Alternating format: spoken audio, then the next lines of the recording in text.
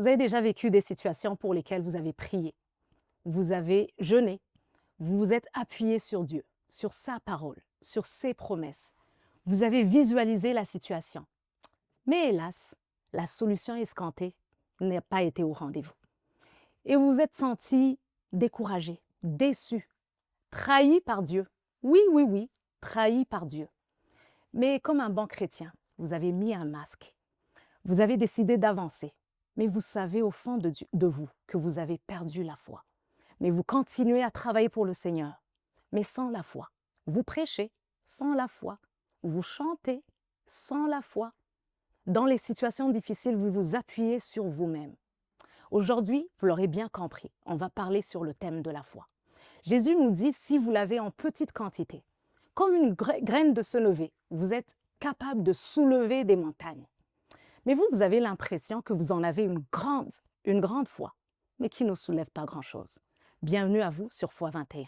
On va parler sur la foi. Bonjour Stéphane. Bonjour. Comment ça va? Ça va bien. Stéphane, on va parler sur la foi aujourd'hui. C'est un thème incontournable dans la vie d'un enfant de Dieu. Effectivement. Et c'est un thème qui n'est pas bien compris. Et on avance dans la foi, mais on a appris à mettre des masques. Oui. Et des fois, on a même peur que Dieu lise dans nos pensées. Je ne sais pas si ça t'est déjà arrivé. Bien sûr. Je veux justement, avant qu'on commence, que tu me dises, Stéphane, est-ce que tu as déjà vécu une situation, comme ce que je viens d'énoncer là, Oui. une situation où tu as cru, tu as vraiment cru, tu t'es appuyé sur la parole, parce que des fois, on ne s'appuie même pas sur la parole, mais là, tu t'es vraiment appuyé sur la parole, Oui. mais malheureusement, c'est l'inverse qui s'est produit. Est-ce que ça t'est déjà arrivé? Oui. Ah oui, ça m'est déjà arrivé. Et j'ai un souvenir, c'est même une situation qui est assez tragique. C'était une sœur qu'on aimait tendrement, sœur de l'Assemblée, une sœur de l'Église. Et elle avait des difficultés de santé qui se sont aggravées. Et là, ça me concerne pas juste moi, parce qu'on était plusieurs à prier pour elle. Ouais. Mais oui aussi, j'ai prié pour elle. Et ce qu'on n'imaginait pas qu'elle arrivait, malheureusement, est arrivé. C'est arrivé, hein? Ouais, notre sœur est décédée.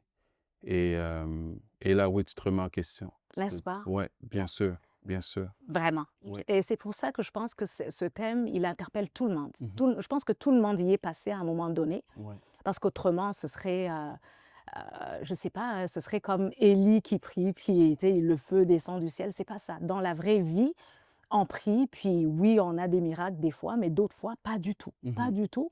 Et pourtant, on est dans la parole, et pourtant, c'est les promesses de Dieu. Mais non, ça ne fonctionne quand même pas, n'est-ce pas? Alors, on va commencer d'abord à définir, il me semble, la foi. Là, si je me base sur Hébreu 11 qui définit la foi, alors c'est une ferme assurance, des choses au fait qu'on ne voit pas. On a comme une conviction voilà, ce qu'on ne voit pas, au fait, une démonstration des choses qu'on ne voit pas, tout Exact. simplement. Définis-le, nous, toi, dans tes termes, dans tes mots à toi. Oui. Qu'est-ce que tu entends par la foi? Par la foi. Si je reprends le même verset que tu nous as partagé, la foi est une ferme assurance des choses qu'on espère, une démonstration de celles qu'on ne voit pas. Je dirais que, parce que je pense que la foi, c'est très large, la foi, parce que tu vois, il y a une foi qui nous est commune à tous, à tous les chrétiens. Ouais. Nous tous qui sommes croyants, on a une même espérance. La foi, une ferme assurance des choses qu'on espère. Donc, tout chrétien, on a une même espérance, c'est la vie éternelle. Je pense qu'il faut d'abord qu'on se mette d'accord qu'on a tous d'abord cette foi-là. D'accord. Et si tu parles d'espérance, tu parles de promesse. Parce que tu espères en quelque chose qu'on t'a promis, Exact. mais que tu ne vois pas encore. Exact. Et je pense que quelque part, Paul va dire que pourquoi est-ce qu'on espérait en quelque chose qu'on a déjà vu. qu'on a déjà vu, Et exactement. Voilà. Donc, là-dessus, je pense qu'il y a la foi générale à tous qui nous pointe vers le ciel et on s'accroche à cette promesse-là de la vie éternelle. Exact. Ça, c'est vraiment la foi Générale. générale. Et si on peut avoir une foi telle que celle-là pour des choses qu'on ne voit pas, Exact. mais à plus forte raison, croire dans les petites choses qu'on voit ici, comme la guérison, Oui.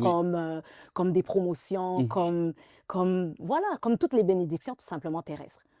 Et c'est là où je pense qu'il faut il y a une nuance à faire. Mm. Parce que la Bible nous parle que chacun peut agir selon la mesure de foi qu'il a reçue. Mm. Donc, on a une mesure de foi par rapport à la grâce que Dieu nous donne. Mm. Il y a des personnes qui vont chanter et cette personne-là chante et des gens sont délivrés.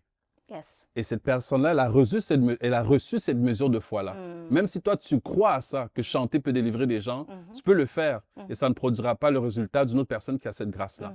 Fait que cette personne-là, elle a reçu cette mesure de foi-là. Donc, il y a la foi générale, puis il y a la mesure de foi que Dieu donne à chacun par rapport à ce qu'il veut que la personne fasse comme œuvre. Ok.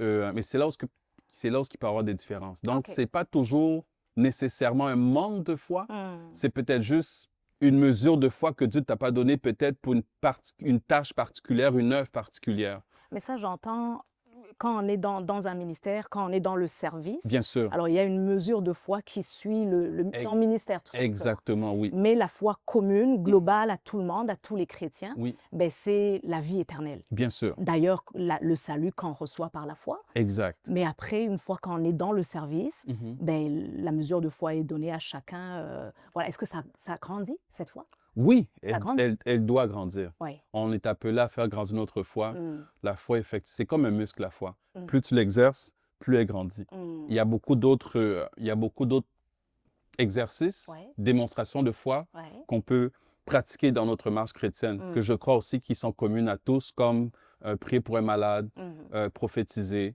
Ça, c'est des choses qu'on devrait être capable d'exercer. Et ça prend une certaine mesure de foi pour être capable d'exercer. Ouais. Mais c'est accessible à tous. À tout le monde. Oui, aussi, oui. Fait que là, Juste on a des déjà exemples. parlé sur trois aspects, pas aspects, mais trois dimensions de la foi. Alors, la foi qui est commune, Oui, la foi qui est spécifique à Oui. chacun dans son ministère, oui, et la foi qui est plus ou moins aussi commune, dépendamment de voilà, la commission que le Seigneur nous a Exact. laissée, guérissez les malades, chassez les démons, etc. etc. exact. Oui. Et dans tout ça, ça nous prend la foi. Mhm. Et il y a aussi, j'imagine, la foi de tous les jours. Et alors, le Seigneur me veut prospère, alors j'ai la foi pour ça. Le Seigneur me veut guéri, j'ai la foi pour ça. Le Seigneur me veut voilà, béni, j'ai la foi pour ça. C'est une autre type de foi. Exactement. Je pense que tu en as nommé des très bons exemples. Mhm. La prospérité, la guérison, oui, Mhm. ça touche aussi ça. Mais pourtant, ça ne fonctionne pas toujours. Est-ce qu'on est d'accord?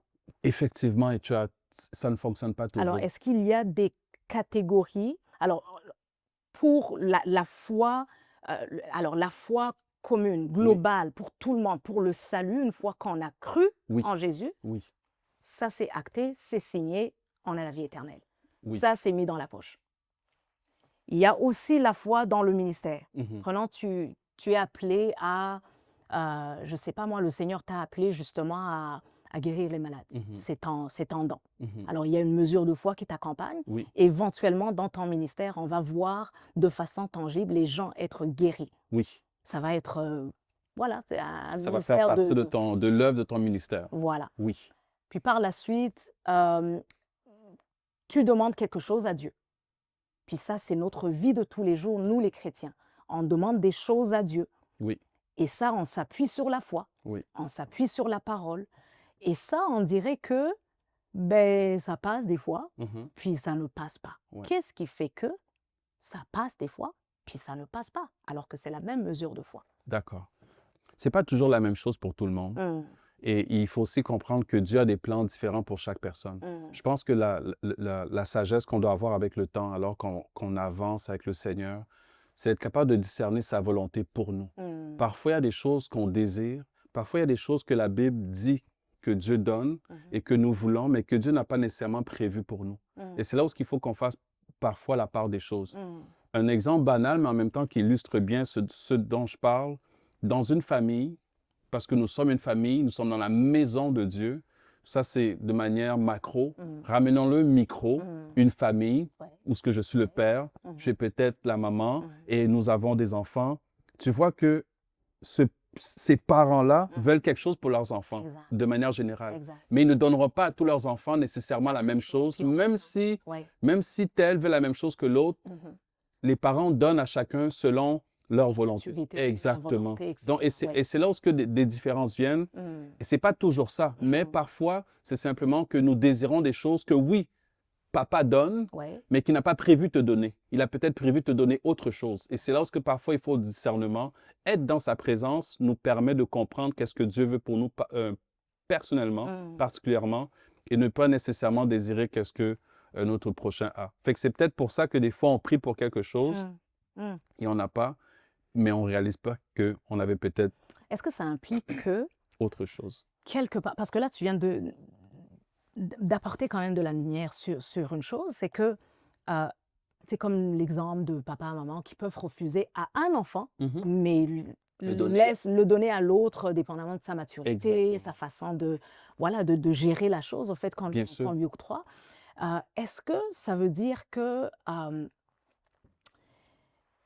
la foi, on ne peut pas juste prendre un verset biblique, puis y aller comme ça, ah ben c'est écrit Seigneur, comme c'est comme un enfant qui sait, ah ben papa, maman va me donner, c'est la foi d'un enfant. Alors nous, on va se baser sur la parole, c'est écrit Seigneur, tu vas me le donner, c'est ça, puis that's it. Ou alors, ça me prend d'entendre la volonté de Dieu spécifique à ma vie. C'est une très bonne question. Je pense qu'on peut, tout chrétien, tout enfant de Dieu qui aime Dieu, peut et se doit même de plaider devant son Père pour ce qu'il veut. Et ça, je pense qu'on devrait tous le faire. Mais en même temps qu'on plaide devant notre Père pour ce qu'on veut, il faut aussi qu'on soit dans la bonne disposition pour recevoir maintenant sa volonté par rapport à cette chose-là pour laquelle on plaide. Donc, oui, désire toutes ces choses-là, peu importe ce que tu vois que Dieu peut donner, désire-les, prie pour ça, intercède pour ça. Tout en restant humble et pas juste humble, mais à l'écoute de quelle est sa volonté par rapport à cette chose-là. Parce que ce n'est pas parce que c'est écrit et que tu la désires que c'est nécessairement ce que tu recevras. Fait que je ne peux pas dire ne prie pas pour ça. Non, prie pour ça. Mais en même temps, sois prête à recevoir son retour, sa volonté. Et son retour peut être non. Il peut être non. Et quand son retour est silence, radio. Il faut patienter, il faut savoir patienter. Il faut savoir patienter. Et c'est là peut-être que c'est difficile aussi. C'est tellement important ça parce que c'est là où tu développes pas juste la maturité, mais aussi la capacité de discerner sa volonté. C'est là où tu sais qu'est-ce que Dieu veut pour toi et qu'est-ce qu'il ne veut pas pour toi. Et parce que nous sommes tous frères et sœurs, mais Dieu ne donne pas tout à tout le monde de la même manière. Je suis d'accord. Donc, comment faire pour faire la part des choses? Il a donné ça à mon frère, mais il n'a pas donné ça à l'autre frère. D'accord. Et c'est là où oui, tu demandes. Tu peux le demander. Oh, mon frère a été béni, je veux être béni aussi, Seigneur. Mais il te dit non, ce n'est pas pour toi. J'ai prévu autre chose. Je vais reprendre ton exemple de tout à l'heure, où vous avez prié pour une sœur. Oui. C'est écrit dans la Bible. Par ces meurtrissures, vous avez été guéris. Alors, vous vous êtes appuyé là-dessus. La parole de Dieu nous dit là où 2 ou 300 en mon nom, alors vous étiez. On avait les versets réunis, on était blindés. Voilà, vous avez prié, vous avez jeûné. Alors, vous étiez sûr. La dernière réponse que vous aviez à l'esprit, c'était qu'elle allait décéder. Puis, paix à son âme. Puis là, voilà, ça s'est passé. Concrètement, qu'est-ce qu'il fallait faire? Il fallait prier puis dire à Dieu, qu'est-ce que tu veux en même temps? Donc, tu pries pour sa guérison tout en étant à l'écoute de sa réponse. Qu'est-ce qu'il faut faire concrètement, au fait? Après avoir prié, c'est de dire, Seigneur, est-ce que tu veux sa guérison ou tu ne la veux pas? Ou tu vas faire comme Jésus à Gethsémane, mais que ta volonté soit faite? Qu'est-ce qu'il faut faire concrètement? Ben, c'est là qu'on a besoin de lumière pour éviter justement des déceptions. Parce que comme je l'ai énoncé, au fait, on marche avec Dieu avec des blessures. Et on se sent trahi, au fait, par Dieu. Mais on a même peur que Dieu lise cette pensée dans nos cœurs. Mais c'est tellement ça qu'on a appris à nous débrouiller dans notre vie chrétienne. On lui dit qu'on lui fait confiance, mais en même temps, on ne lui fait pas confiance. Alors, comment prier en s'appuyant sur la parole, mais en s'attendant, comme tu disais, à son oui ou à son non ou à son silence? Comment? Dans le concret, avec l'exemple que tu viens de nous donner. Déjà, alors qu'on parle de ça, ça ramène, je t'avoue, des émotions, parce que c'était quand même un moment très, très chargé en émotions. Mais je t'avoue que présentement, la réponse, je ne l'ai pas. qu'est-ce que j'aurais dû faire? Qu'est-ce qu'on n'a pas fait? Je ne suis pas certain. Ce que je sais, par exemple, c'est que si la même situation se reproduit, je vais refaire encore la même chose par amour pour mon frère, pour ma sœur. Ouais. Mais maintenant, pourquoi est-ce que Dieu n'a pas guéri? Pourquoi? Je ne peux pas te donner la réponse. Mais ce que je sais et ce que j'essaie de garder à l'esprit en toute chose, c'est que il te sera fait selon ta foi. OK. Fait que j'essaie de me remettre plutôt moi en question. Dans plutôt- ta... Oui, Savoir, est-ce que ta foi était bien exactement. calibrée Oui. ou pas du tout? Pour le moment, c'est la position que je prends en me disant, OK, peut-être qu'il faut que je grandisse dans ma foi plutôt que de dire, oh Dieu, c'est la faute de Dieu OK. ou bien il n'est pas fidèle. OK. Donc, je me remets moi en question plutôt que de remettre Dieu en question. Il y a certainement quelque chose que moi, je dois comprendre. Il y a peut-être quelque chose que... Ce serait comme la première leçon, Oui, c'est de ne pas blâmer Dieu, mais de se dire, ah, il y a peut-être lieu de grandir. dans quelque chose. Il y a OK. quelque chose que je ne comprends pas encore. OK, ouais. Donc, je ne suis pas en train de me dire, Dieu ne le fait pas, il ne le fait plus. Non. Je me remets moi en question et j'essaie de grandir là-dedans. Et par rapport à ce sujet-là précisément, je n'ai pas une réponse claire à donner, mais j'ai choisi de grandir dans ma foi et de chercher plus de clarté par rapport à ça. Est-ce que l'autre option serait que sa volonté était de le prendre aussi, C'est très possible. malgré les réponses, mais sa réponse c'était je l'ai sauvé et ma façon de le sauver c'est de le prendre. Et c'est tellement possible. Et c'est tellement possible, puis en même temps, c'est tellement une bénédiction parce que pour elle, c'est la joie ultime. Ouais. Donc, ça serait un peu ingrat peut-être de l'avoir privé de cette grâce-là d'être avec le Seigneur et nous vouloir la garder avec nous. Donc oui, tout à fait. C'était peut-être simplement sa volonté. Puis, est-ce que Dieu, quelque part, est-ce qu'il honore sa foi? Notre foi, je veux dire, Oui. ou il honore sa parole? Parce que, tu sais, je vais te prendre des situations, la Bible est chargée d'exemples où, tu sais, je vois Élie qui dit « Sur ma parole, il ne pleuvra point ». Il n'avait jamais vu cette situation nulle part. Oui. À noter que c'est nous qui avons la Bible aujourd'hui. Dans l'ancien temps, ils n'avaient pas la Bible. Ouais. Je vois, je ne sais pas moi, il y a des situations inédites. Puis les gens agissent. Après, dans Hébreux 11, on va les nommer comme des héros de la foi. Tu comprends ce que je veux dire? Oui. Mais est-ce que Dieu va se baser sur notre foi à nous? Alors, je déclare que cette chose va se passer.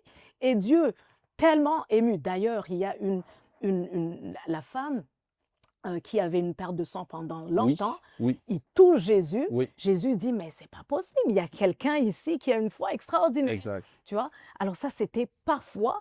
La femme n'avait jamais vu cette situation nulle part, mais elle était convaincue dans son cœur et Dieu a honoré sa foi. Est-ce que Dieu va honorer la foi de quelqu'un, que ce soit écrit dans la parole ou pas, ou alors Dieu va honorer sa parole si ce n'est pas dans sa parole? I'm so sorry.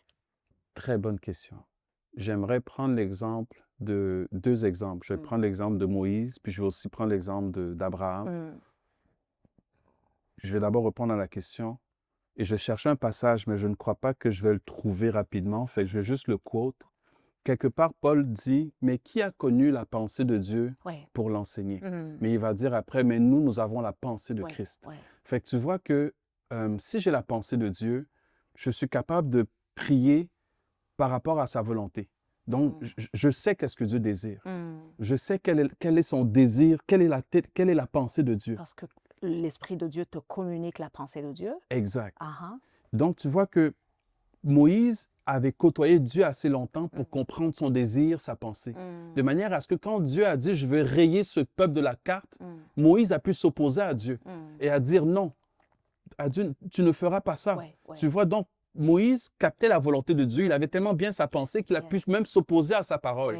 Tu vois un peu? Donc, ce n'est peut-être pas qu'il s'oppose à lui, mais c'est beaucoup plus... Il sait que son cœur n'est pas comme ça. Il est fâché, mais son cœur n'est pas comme ça. Exact. Et il lui rappelle d'ailleurs que tu es un Dieu, tu es miséricordieux, lent à la colère, riche bonté. Voilà. Et c'est ça qui fait la subtilité maintenant de quelqu'un qui connaît son Dieu. Il est capable de, comme un enfant avec son parent. Papa dit ça, il dit non, mais tu vois, il fait quasiment que le parent se repent de sa décision. Tu comprends? Parce que, et on a vu Abraham plus ou moins faire la même chose en intercédant pour Sodome et Gomorrhe.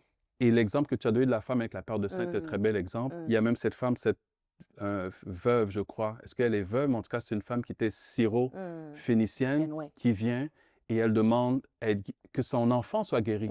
Et je pense qu'on lui répond, on ne peut pas prendre le pain des enfants et le donner aux... Tu vois, donc, je suis venu pour les brebis perdues. Donc, Dieu n'avait pas prévu guérir cette femme-là. Ce n'était pas, tu vois, mais à cause de sa mais à foi. cause qu'elle a... Mais est-ce que cette femme ne connaissait pas Dieu? Elle n'était même pas juive. Elle le connaissait. Elle le connaissait. C'est pour ça qu'elle a su elle a su toucher son cœur. Elle le connaissait. Il y avait des païens qui connaissaient. On a l'exemple de Corneille. Il y avait des craignants Dieu. Il y avait des païens qui croyaient Dieu. Donc, c'est vraiment juste... sans la foi, il est impossible de l'être agréable. Fait que ta foi lui est tellement agréable tu peux pencher son cœur. Tu peux aller au-delà de ce qu'il... Ça me fait penser à un roi qui devait mourir. Et puis, après, il a... Bien sûr, Manassé. Voilà. Bien non, sûr. ce n'est pas Manassé. C'est pas Manassé? Non. Alors, son nom m'échappe. Puis après, Dieu lui a donné 15 autres années. Il a su aussi pencher justement le cœur de Dieu. Le prophète est revenu et il a... Oui, c'est un très bel exemple aussi. Fait que ce que tu nous dis, c'est en fait, au-delà de cette chose qu'on recherche... Permets-moi d'appuyer l'exemple du roi que tu as mentionné. Regarde juste l'exemple de la repentance. Tous ceux qui se repentent, avant ça, ils étaient destinés à périr. Et ça, c'est une sentence de Dieu. Mais tu vois que juste par la repentance, ça a changé le cœur de Dieu. Et Dieu amène ces gens-là, les ramène. Et on a plusieurs exemples. Même je pense qu'il y avait ce roi qui avait quelqu'un qui lui devait de l'argent. Il a dit, oh, je vais te rembourser tout. Il s'est repenti, il a dit, d'accord, je te remets ta dette. Donc, c'est plus ou moins le même exemple. Donc, Dieu a un cœur que si on sait comment le toucher, on peut faire pencher. Bien sûr. Bien sûr. Finalement, là, on a dépassé même les dimensions de la foi parce qu'on parle de la foi pour une chose qu'on recherche. Mais ce que tu es en train de nous dire, c'est au-delà de cette chose qu'on recherche. Si on connaît le cœur de cette personne qui doit nous la donner, même si sa réponse au départ était non, et qu'on sait comment, je ne vais pas dire jouer avec son cœur parce qu'on ne joue pas avec le cœur de Dieu, mais toucher le cœur de Dieu, mais cette chose nous sera donnée. Puis même si cette chose nous serait refusée, parce qu'on comprend son cœur, on va mieux accepter cette décision. Tout à fait. Tu as dit, on s'éloigne du sujet, mais j'aimerais te dire tellement que non. Parce que la foi est tellement attachée à l'humilité. Tellement, tellement. En fait, l'humilité est une clé à la foi. Sans humilité, tu ne peux pas avoir la foi. Et c'est ce qu'on a vu avec les deux femmes qu'on a vues, plus encore même avec la femme qui était syrophénicienne, parce qu'elle était vraiment humble à un niveau que... En fait, si tu entends comment Dieu lui parle, Jésus lui parle, il l'insulte quasiment. Mais elle dit que les miettes des petits chiens... Et tu comprends? Fait que c'était une humilité par excellence. Et plusieurs exemples de foi que Jésus prend, tu comprends que la foi est attachée à l'humilité. Il fait grâce... Il fait grâce aux humbles. Et on dit qu'on est sauvé par la grâce. Fait que tu vois que sans l'humilité, tu n'as pas accès à la grâce qui est attachée à la foi. Donc, l'humilité est attachée à la foi. Et l'humilité vient pencher le cœur de Dieu. Bien sûr, bien sûr, bien sûr. Puis qui dit humilité, c'est justement « fais de moi ce que tu veux », finalement. Un vrai serviteur. Donc, au-delà de cette chose pour laquelle je suis en train de te chercher, au fait, je cherche ton cœur. C'est pas tant cette chose. Oui, si tu me la donnes, je vais la prendre. Mais au-delà de ça, c'est ton cœur que je recherche. Et c'est pour ça que je disais que alors que tu pries pour ce que tu veux, tu restes disposé à entendre sa volonté. Et là, tu fais preuve d'humilité. Parce que tu n'imposes pas à Dieu ce que tu veux. Tu dis, je veux, oui, mais que ta volonté soit faite. Et c'est là que tu démontres ton humilité alors que tu demandes la chose. Combien, parce qu'on a tous des enfants, combien d'enfants viennent devant nous, nous demandent une permission, mais en même temps, ils ne nous donnent pas la possibilité de dire non. Est-ce que c'est une demande finalement? Ou tu comprends un peu? Mais parfois, nous-mêmes, sans s'en rendre compte, on fait un peu comme ces enfants-là. On demande quelque chose à Dieu, mais on n'est pas dans une disposition de pouvoir recevoir non de sa part. Donc, c'est là qu'on devrait se questionner. Bien sûr. Moi, j'ai entendu deux pistes. La première chose, au travers de l'exemple de ce que tu as vécu, tu as appris que ta foi doit grandir. Oui. Tu t'es remis en question, tu t'es dit, ah tiens, il y a place à l'amélioration dans ma foi, je dois grandir. L'autre piste de solution, c'est est-ce que vraiment mon cœur est en adéquation avec la volonté de Dieu? C'est aller chercher je cherche la sa volonté C'est ça. oui, Pas la chose, mais sa volonté. sa volonté, oui, Donc, on se connecte à la volonté de Dieu, pas à la chose. exact, Donc, à partir de là, on est ouvert à toutes les exact. possibilités. Si sa volonté, c'est oui, tant mieux. Si sa volonté, c'est non, ben tant pis. Et si on comprend bien cet aspect-là, Mhm. tu peux demander quelque chose que Dieu voulait te donner, Mm. mais en réalité, tu n'es pas dans une position d'humilité, donc tu n'as pas la foi. Et ça peut peut-être juste être ce petit twist-là qui te disqualifie. Mais il faut que tu répètes ça, il faut que tu répètes ça. Donc, on va revenir à un enfant. Mm. Ton enfant vient, il te demande une permission. Mm. Ce qu'il te demande, tu veux vraiment lui donner. Mm. Tu le veux pour lui. Ouais. Mais au moment où il te le demande, tu Mm. sens qu'il n'est pas capable de recevoir non de ta Ouais, part à ce ouais. moment-là. Donc, tu vois qu'il ne vient pas vraiment pour faire ta volonté. Mm. Il veut surtout cette chose-là. Ouais, Donc, juste ça peut te pousser à lui refuser. exact. Parce que tu sens qu'il n'a pas encore le cœur qu'il faut Exact. pour recevoir ça et Exact. vraiment l'apprécier à sa juste valeur. Donc, Mhm. demander la chose est une chose, Mm. mais avoir le cœur que Dieu veut pour cette chose-là, c'est une deuxième chose. Yes. Et c'est là où il faut parfois se remettre en question. Tu peux être disqualifié juste pour ça. C'est très subtil, mais Ah, tellement. ça nous amène... Et Dieu qui lit dans nos cœurs, Et Dieu qui lit dans nos cœurs. il sait Tu ne peux pas. exactement les Exact. dispositions de nos Exact. cœurs. Alors là, on va commencer à mettre la louange, fermer les yeux, pleurer, etc. pour Exact. émouvoir Dieu. Oui. Mais Dieu qui sait discerner dans nos cœurs, il sait qu'on est en train de faire ce montage-là Oui. juste pour avoir la chose, mais c'est pas vraiment lui C'est qu'on pas lui recherche. qu'on recherche, Mm. oui. Est-ce que quelqu'un qui est dans la foi, alors prenant, on s'est appuyé sur la parole pour demander quelque chose, puis là, on est tellement, tu sais, sur la chose, on Oui. ne lâche pas prise. Et à un moment donné, ben, les conséquences sont là, tu sais, Mhm. on vit les conséquences. Est-ce que Dieu peut nous épargner de ces conséquences parce qu'on a mal, voilà, on a mal reçu au fait. Alors, je cherche rapidement un exemple. Prenons, je suis un entrepreneur. Oui. Je suis un entrepreneur et puis, alors j'ai la foi que mon business va avancer, j'ai la foi dans mon cœur. Écoute, ça va avancer, ça Mhm. va réussir. Mais dans l'entretemps, mon chiffre d'affaires ne fait que ça. Ça Ça descend. descend, mais écoute, j'ai toutes les paroles pour baquer ma foi. Mhm. Je ne serai pas la queue, je serai la tête, je ne serai pas la dernière, je serai la première. Écoute, on se Yes, bat, yes. le Seigneur est pour moi, qui sera contre moi, Mhm. etc. Alors, puis Dieu est pour la prospérité, tu vois. Alors, Oui. je sors tous les versets bibliques. Oui. À quel moment qu'il faut comme backup et dire, you know what, Seigneur, peut-être tu es en train de me dire avec les chiffres Ce n'est pas qu'il est ça. temps que je ferme ma boutique, c'est- end of story, puis de clore tout ça. C'est À tel- quel moment que le Seigneur te dit, c'est fini le show, on ferme? Je pense qu'une chose qu'on doit chercher à développer le plus rapidement possible alors qu'on marche avec Dieu, Mm, c'est d'apprendre à entendre sa voix. mm, Parce que l'exemple que tu donnes, c'est un très bon exemple. mm, Mais dans cet exemple-là, Dieu peut vouloir que la personne persévère, Mm. malgré que ça va très mal.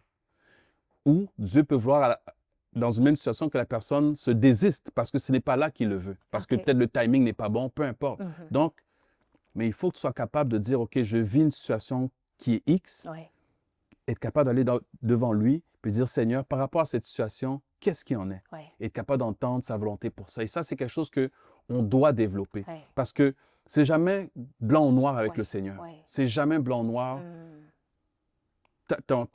Ta difficulté mm, ne veut pas nécessairement dire ce n'est pas sa volonté. mm. Ça peut peut-être vouloir dire c'est sa volonté. Même dans sa volonté, le Seigneur peut permettre qu'il y ait des combats. Bien sûr, pour développer la persévérance, pour développer ton caractère, bien sûr. Mm. C'est son chemin par excellence, Yes. la souffrance pour nous faire grandir. Mais cette souffrance-là vient-elle de lui ou bien de mon mauvais choix? Ben, Peut-être c'est là qu'il c'est- faut justement, et là comment on va justement, déterminer ça, ouais, c'est ça. mais c'est là ce qu'il faut qu'on apprenne à mes brebis entendre ma voix et Mm, me suivre. ouais. Il faut que tu développes cette écoute-là. ok. C'est à toi maintenant de le Et ne pas développer. juste se borner sur tous ces versets Non, bibliques. non, Alors ça, c'est la volonté générale. Exact. C'est la volonté générale, mais qui ne veut pas dire que c'est spécifique pour toi, pour cette situation-là. Exactement. Exactement. Mm, C'est là où, et c'est un processus de croissance. Parce que oui, il y a la volonté générale, elle est bien, mm. mais à un moment donné, avec le temps, avec l'intimité, tu commences à entendre la voix de Dieu Mm. pour toi personnellement, pendant que tout le monde va à droite, Ouais. toi, il te dit Toi, non, vas-y à gauche. toi, va à gauche. Ouais. Mais ça, il faut que tu le développes. Mm. Et ça, personne ne Et ça, peut. c'est personnel. C'est personnel. C'est personnel parce qu'on peut être ensemble, Oui, mais toi, il te dit, vas-y à droite, puis moi, exact, vas-y à exact. gauche. Personne n'a péché. Ouais, Personne n'a péché. ouais. Chacun a fait la volonté de Dieu. Alors moi, ce que je suis en train d'entendre définitivement, c'est qu'il y a une volonté générale, puis c'est ça qui est écrit Ouais. dans la Bible. Ouais. Et c'est ça la volonté de Dieu pour tout le monde, Oui, mais il y a une volonté spécifique pour chacun de nous, et exact. ça, il faut que chacun aille la chercher Oui. dans la présence de Dieu. Et c'est ça que ça te procure la communion avec lui. Mm. Il y a la communion avec les frères et sœurs. Ouais. Et ça, c'est excellent, c'est important. Ouais. Mais il y a aussi la communion avec lui. Personnel. Personnel. Il faut que tu passes du temps avec lui, juste toi et lui. Ouais. Et c'est là que tu vas apprendre à reconnaître sa voix. Il va te guider, il va te conduire. Mm. Ouais. C'est pas quelque chose, c'est quelque chose. Tu fais juste rester dans sa présence. Des temps de lecture simples, des temps de prière simples. Mm. Juste en restant là, tranquille avec lui, l'écoute va se développer, je crois, naturellement. Ouais. All right, all right. Ben, écoute, moi, j'ai des questions quiz. J'ai des quiz. Allons-y. Puis là, je veux des réponses oui, non, Hey! oui, non. Avec Dieu, c'est pas comme ça Non, mais toujours. après, peut-être tu On pourrais y va. expliquer un tout petit peu, mais vraiment oui C'est bon. ou non, parce que c'est là que c'est la vraie vie, au Oui, fait. oui, OK? oui. Bon. On nous dit, ou on te dit, Oui. Stéphane, donne une semence Oui, au Seigneur dans l'Église. Bénédiction. Bénédiction. je connais. Tu le sais que c'était ton dernier $100, hein, tu le sais. Tu as des enfants, tu as ta femme, tu as le loyer à payer, tu as ci, puis tu as ça. Oui, Puis on te dit, Stéphane, donne ce $100. oui. C'est la foi, si tu le donnes, ou c'est... Qu'est-ce qu'on fait? Parce qu'on te dit, par la foi, rappelle-toi la femme qui a donné, alors il a donné sa dernière farine à Élie, tu vois. Puis après, voilà, et Élie, après ça, il a reçu ce serviteur de Dieu, et puis elle était bénie, hein, après, Oui, oui. elle était bénie. Oui. Alors toi, on te dit, Oui. on le sait Oui. que c'est ton, mais donne ça au Seigneur. Est-ce que ça, c'est la foi? C'est pas la foi? On me le dit. J'attends un oui ou un non. On me le dit à moi ou bien c'est un appel dans Non, l'église? c'est un appel dans l'Église. C'est un appel dans l'Église. Puis ça, c'est ça qu'on vit, hein, à tous les jours. Tu fais quoi? C'est la foi? C'est pas la foi? Je te réponds honnêtement. Mhm. 50 ans avant, dans ma marche, j'aurais peut-être sorti le $100. OK. Aujourd'hui, je pense que je me lève et je dénonce des niaiseries dans l'église. Tu fais quoi? Je me lève et je dénonce la niaiserie. Ouais, J'adore. aujourd'hui, ouais. Je pense. La Ça niaiserie. dépend, mais je pense que je me lève et je dis arrêtez les niaiseries. OK. Ouais. C'est ta réponse? Oui, c'est ma réponse. J'adore ça. Deuxième question.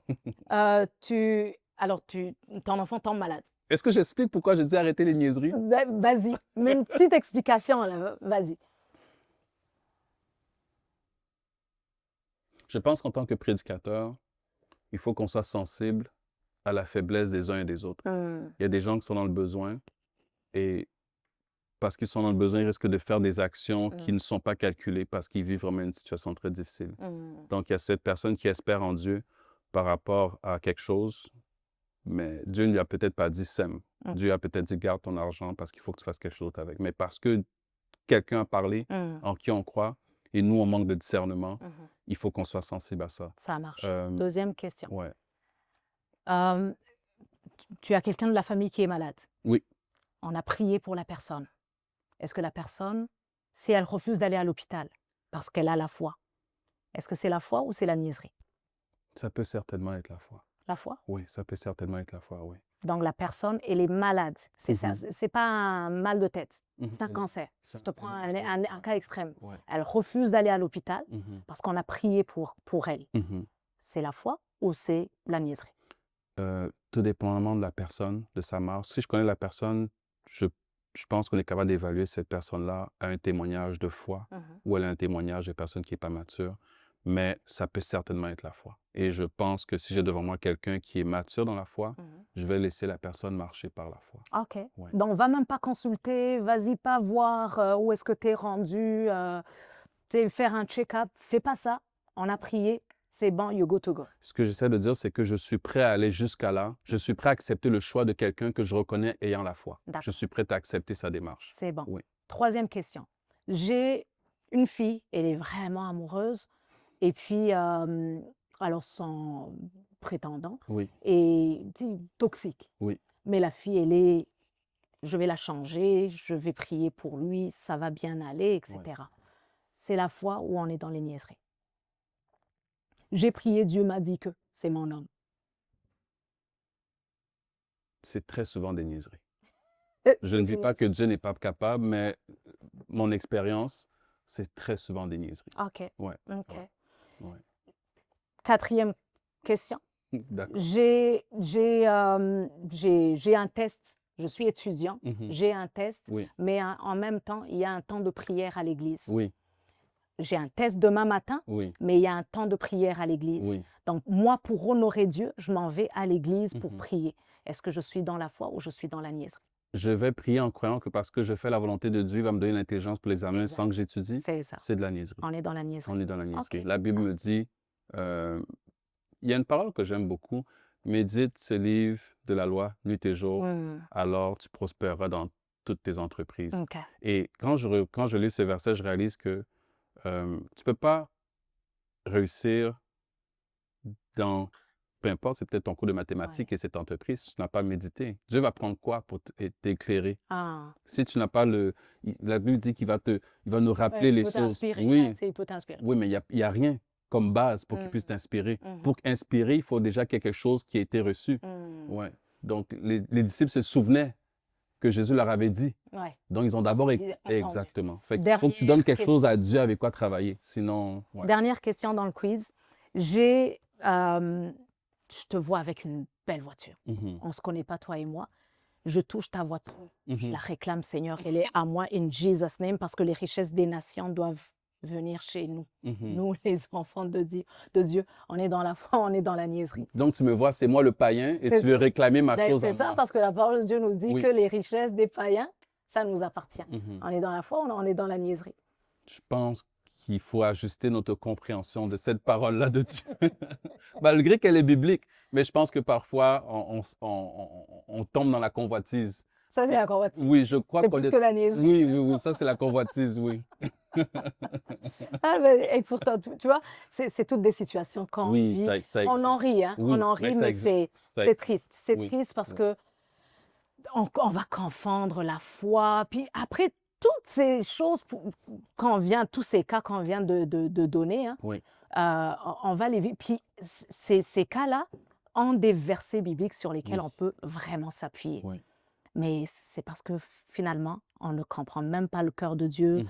on les prend juste à notre avantage, et puis finalement, on tombe dans la convoitise. Effectivement, je pense que le problème ou le piège dans lequel on tombe, c'est que on se précipite pour obtenir des choses de Dieu plutôt que de se focaliser à le connaître. Ouais, Et je pense que c'est là l'erreur qu'on fait. On, on cherche plus ce que nous, on va gagner ouais. que qu'est-ce qu'on peut recevoir de lui finalement. Ouais. J'ai une question pour toi, Stéphane. Euh, est-ce que avoir la foi euh, veut égal Mhm. ne pas avoir peur Parce que ou égal ne pas douter? Est-ce c'est... que parce que quand on te dit, quand tu as la foi, puis que tu doutes moindrement, d'ailleurs, la parole de Dieu nous dit, si vous demandez quelque chose, puis que vous ne doutez pas, Mhm. est-ce que douter Mhm. égale tu es en manque de foi? Mhm. Ou tu peux avoir la foi, mais des fois, tu vois la chose aller ou la situation se dérouler devant toi, puis tu te dis, Mhm. pas sûr, pas sûr. Mais est-ce que ça veut dire que tu as quitté l'autoroute de la foi? Je- Déjà, je suis sûr que quand il y a la foi, il n'y a pas la peur. Ça, c'est clair, c'est biblique, Ouais. malgré que c'est pas facile à atteindre comme niveau de foi, mais la foi, normalement, l'amour parfait bannit la crainte. Et on sait que l'amour est agissante la foi est agissante par l'amour. Et, mais par exemple, par rapport au doute, parce qu'il faut qu'on définisse bien le doute. Euh, euh, Quand tu me dis doute, ce que je comprends, c'est Dieu m'a dit, va au Maxi. C'est ça que Dieu m'a dit. Maintenant, le Maxi, je ne sais pas nécessairement c'est où. Mais j'ai pris la route par la foi. Ouais. Et là, j'arrive à un coin de rue et je ne sais pas s'il faut que je prenne à gauche ou à droite. Ouais. Est-ce qu'on appelle ça un doute? Parce qu'à la fin, je vais me décider puis je vais prendre une route. C'est ça. Tu comprends? C'est ça. Moi, je n'appellerais pas ça un doute.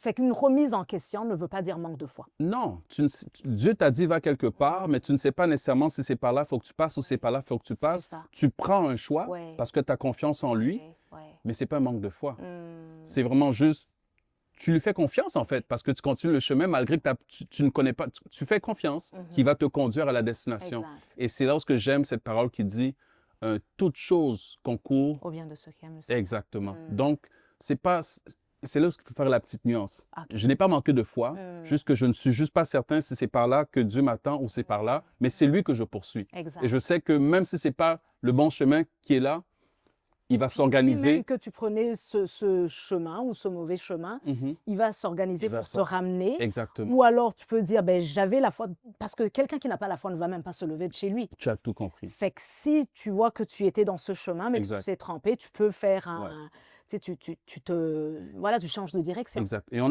a des exemples. On a Abraham, Mm. quand il a eu un enfant, Ismaël. Ouais, Beaucoup, trop de gens disent Abraham a manqué de foi. de foi. Ouais. Mais ce n'est pas biblique. Ce n'est écrit nulle part. La Bible nous dit clairement qu'il n'a pas manqué de foi. Mm. Ouais. Donc, Ismaël n'était pas un manque de foi. Mm. Pas du tout. Au contraire, c'était même un acte par la foi. OK. Oui, OK. bien sûr. Et est-ce que quand on a la foi, ça nous exempte de demander conseil autour de nous? Pas du tout.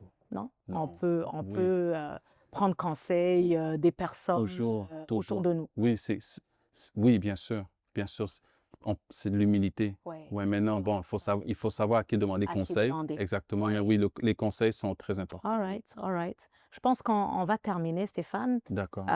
C'était extrêmement bénissant. Je suis vraiment éclairée sur plusieurs points. Puis je pense que ça éclaire plusieurs personnes qui se sentaient, voilà, qui se sont senties un peu trahis parce que justement ils s'appuyaient sur la parole de Dieu.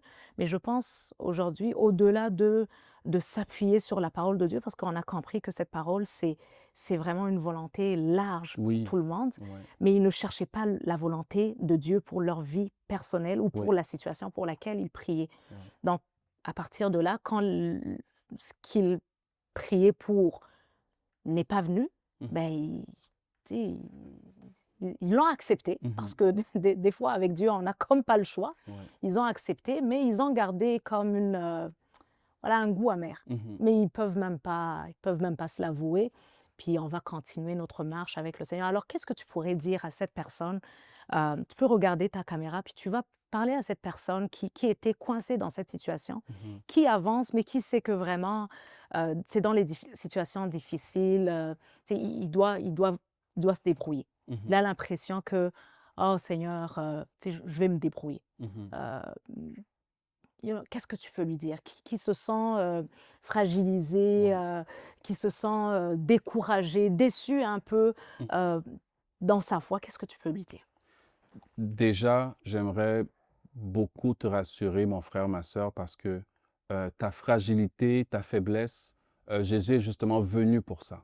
La Bible dit qu'il est l'apôtre de notre foi, donc il est là pour la bâtir, ta foi. En réalité, ta foi, c'est lui qui te la donne. Donc, ne te sens pas mal ou coupable si tu sens que tu manques de foi. Au contraire, c'est ça qu'il est venu. Il est venu pour nous relever. Et qu'est-ce que j'ajouterais aussi, c'est que oui, la foi peut sembler peut-être très compliquée à atteindre ou à recevoir ou faire grandir, mais en réalité, c'est simplement dans sa présence que ta foi grandit. Donc, concentre-toi sur lui. Concentre-toi sur ta relation avec lui. Concentre-toi sur ta fidélité. La foi, c'est d'être fidèle. Concentre-toi dans cette relation. Tu vois, quand tu es avec une femme, un homme, quand on est en couple et on parle de faithfulness, c'est simplement juste être fidèle dans cette relation avec la personne que tu aimes et ta foi grandit naturellement. On amène, je crois, parfois la foi peut-être à quelque chose de trop intangible ou trop spirituel, mais en réalité, c'est tellement palpable la foi. C'est simplement une bonne relation, une vraie relation que tu as avec quelqu'un, une relation intime. Donc, si tu es en relation intime avec Jésus, ta foi grandira naturellement. Donc, ne te focalise pas nécessairement sur les choses extérieures que tu veux recevoir, mais focalise-toi sur celui qui t'a appelé et ta foi grandira naturellement. Amen. Ouais. Amen. Amen. Merci beaucoup, Stéphane. Amen. C'était très, très bénissant. Alors, mon petit mot aussi pour conclure, c'est Courage. Déjà, tu as Mmh. la foi que Jésus te demande d'avoir pour ton salut. Alors si tu l'as déjà, tu as la vie éternelle. Et la parole de Dieu nous dit que celui qui ne nous a pas refusé son Fils, Mmh. Jésus-Christ, comment nous refuserait-il? Et en fait, finalement, ces bénédictions qui sont, ces petites bénédictions ici-bas, le travail, l'enfant que tu recherches, la prospérité, la guérison que tu recherches, s'il t'a donné Jésus, s'il t'a donné la vie éternelle, pourquoi te refuserait-il ça? Mmh. Courage, au-delà de ça qui est légitime que tu recherches, recherche son cœur. Aie encore plus d'intimité avec lui. Calibre ta foi en fonction de qu'est-ce qu'il veut pour toi. Au-delà des Écritures, recherche son cœur. Merci de nous avoir écoutés. À très bientôt pour un prochain numéro. Que Dieu vous bénisse abondamment. Bye bye.